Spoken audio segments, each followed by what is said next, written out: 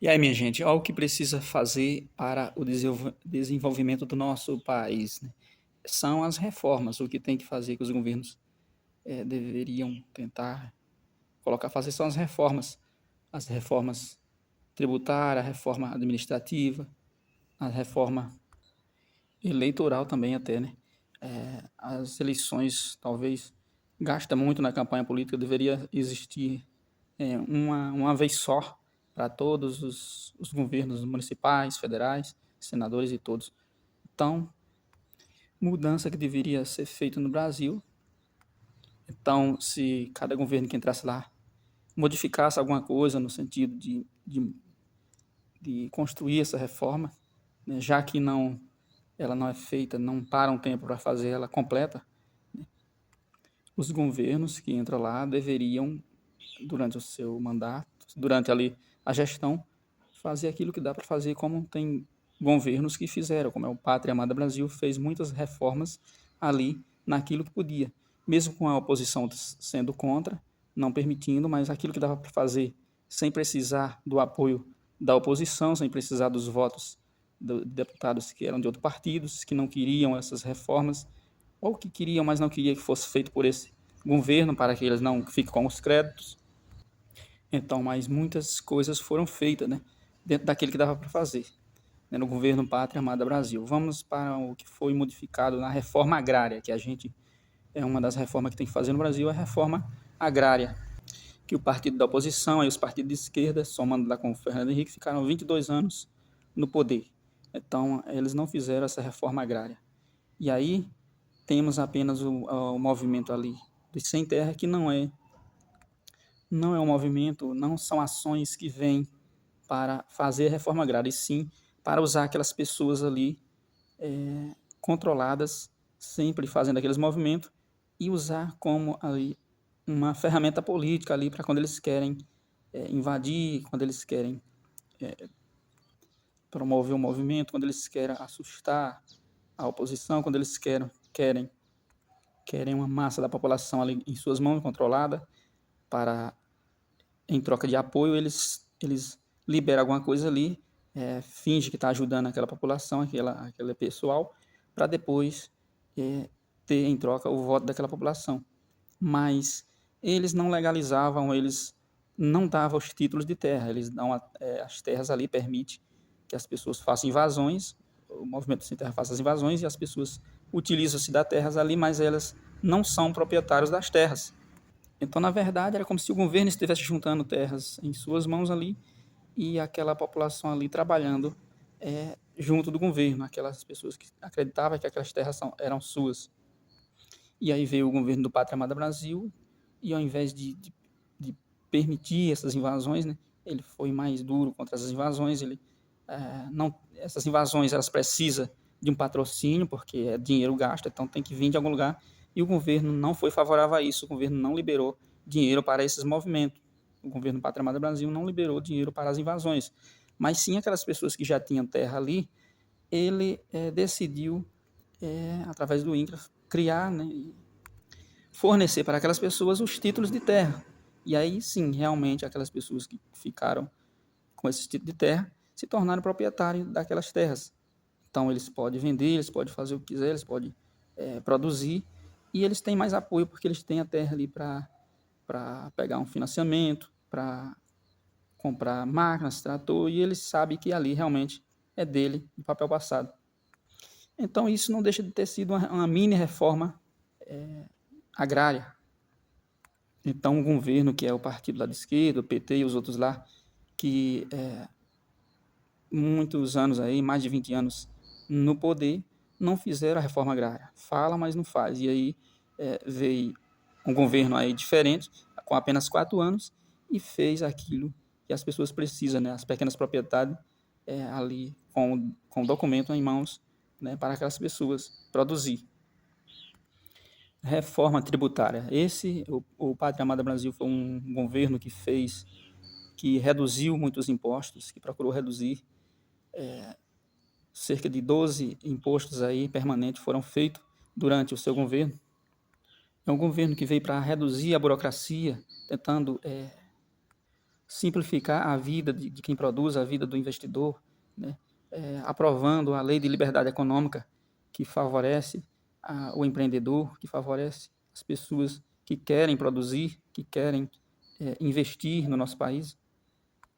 Então aí foi, de certa forma, políticas que ajudaram no setor tributário do nosso país, né? Então, como se fosse uma reforma ali dentro daquele que o governo sozinho podia fazer, já que para fazer uma reforma tributária tem que passar pela aprovação pelo Congresso, e aí não ia passar porque quando o governo encaminha um programa para lá, a oposição engavetava, as pessoas não aprovavam, passava o tempo e a gente perdia todo o tempo. Reforma administrativa. Na reforma administrativa do nosso país, o que a gente precisa? A gente tem, na esfera federal, a gente tem 513 deputados federais, a gente tem 81 senadores, e a gente tem, com cada um desses, senadores nós temos aí os suplentes, que eu acho que recebem o mesmo salário, e temos toda uma equipe que trabalha com os ministros do governo, né, com os ministros. Então, o governo Pátria Amada Brasil foi o governo da redução dos ministérios, que reduziu para 23 ministérios, né? E aí diminuiu a despesa para o governo ali com os cargos públicos dentro do governo. Então, a gente não precisa de um país burocrático, um país inchado com a máquina pública, com grandes despesas. A gente tem que reduzir e minimizar os custos. O governo tem, porque reduzindo os gastos, a gente pode reduzir também os impostos. Então, isso não deixou de ser uma mini reforma administrativa. E aí o controle, o enxugamento em vários órgãos, em várias empresas do governo, em que foi reduzido aí o número de cargos desnecessários, para reduzir os custos, né? E para tornar aquelas empresas eficientes. Então, muitas empresas que antes, em outros governos, tinham prejuízo, empresas estatais, passaram a ter lucro durante o governo Pátria Amada Brasil. Foi um governo onde teve a redução das invasões de propriedade pelo movimento do Sem Terra, porque para funcionar, esses movimentos eles requerem patrocínio, pois ali existe um custo, uma despesa para aquelas pessoas atuarem. E aí, muito desses valores, desses fundos que bancam isso, né, a despesa ela vai do governo, né? Então o governo libera através de ONG, sei lá, através de algum órgão, libera o dinheiro que chega na mão dos líderes desses movimentos e faz esses movimentos funcionar. Por isso o governo fechou essa torneira porque muitas vezes tem ONGs que estão lá justificando que está lá para resolver um problema da fome das pessoas, né, que tem necessidade lá no campo, dos índios, não sei do que, de pessoas que estão passando por dificuldade, e aí eles precisam de ajuda do governo, e aí existem as ONGs para ajudar essas pessoas de alguma forma. E aí elas apresentam projeto, muitas vezes, então o governo e o setor privado pode enviar dinheiro para essas ONGs, e aí não teve tanto liberação de dinheiro do governo para essas ONGs, porque elas não justificam como gastar esse dinheiro, né? Nem sempre a gente fica sabendo para onde foi tanto dinheiro que é enviado para esses movimentos, para essas instituições. Então, são instituições que milhares, né, concentradas numa área.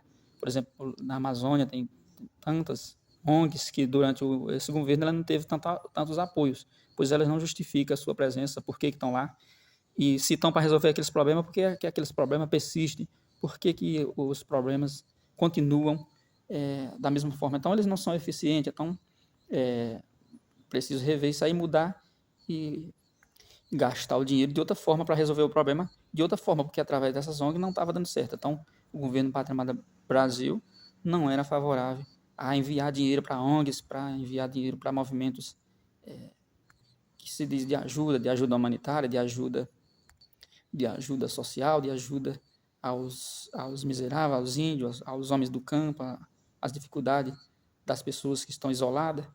Então, Então o governo, de certa forma, deixou de gastar dinheiro, né? Esse dinheiro que não tem, muitas vezes, explicação aonde é que ele sumiu, né? E aí por isso que sobra dinheiro para, por exemplo, para patrocinar outros programas, outras coisas que foram necessárias durante aquele governo, como é auxílio emergencial, como essas outras coisas aí, como é o programa do Pronamp, que ajudou as empresas a segurar seus empregados para não demitir durante a crise. Então, era um governo prudente que sabe que para um governo funcionar bem, ele tem que cuidar de todas as áreas, de todos os segmentos, e não apenas de um, apenas da gastança, não apenas cuidar do social, apenas gastar o dinheiro que tem junto lá do governo e não tratar da manutenção, de ir produzindo mais, de ir lapidando, de ir plantando para que não falte no futuro. Então, era um governo também que se preocupava com a economia. Todas as áreas elas têm que andar juntos, senão o país desanda. Então, foi um governo, falando ainda das reformas que fez, que mexeu em muitas leis que era necessária para o nosso país.